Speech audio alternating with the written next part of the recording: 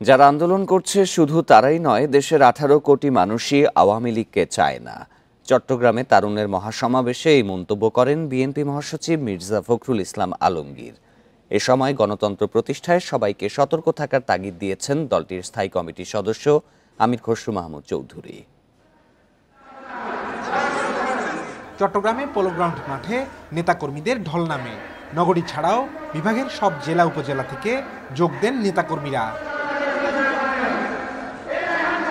সমাবেশে বিএনপি মহাসচিব মন্তব্য করেন, গণতান্ত্রিক ব্যবস্থা ফিরিয়ে আনতে সঠিকভাবে দায়িত্ব পালন করছে না অন্তর্বর্তী সরকার। তিনি আরও বলেন, এদেশের সবাই আওয়ামী লীগের রাজনীতির বিরুদ্ধে, তাদের প্রত্যাখ্যান করেছে জনগণ।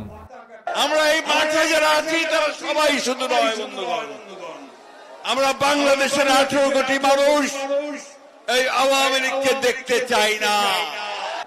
সমাবেশে আমির খসরু মাহমুদ চৌধুরী বলেন, গণতন্ত্র জিম্মির লক্ষণ দেখা যাচ্ছে, সবাইকে সতর্ক থাকতে হবে।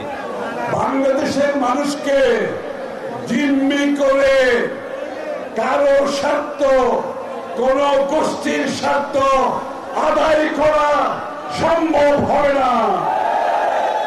কারো যদি কোনো তাদের নিজস্ব কর্মসূচি থাকে, তাদের ভাগ্য থাকে, দর্শন থাকে দেশকে নিয়ে, তাদেরকে জনগণের কাছে যেতে হবে। তারুণ্যের সমাবেশে যোগ দেন জাতীয় ক্রিকেট দলের সাবেক ওপেনার তামিম ইকবাল। প্রায় 2 লাখ মানুষের সমাগম হয়েছে বলে দাবি বিএনপির। Abdullah Rakib, Independent News, Chittagong.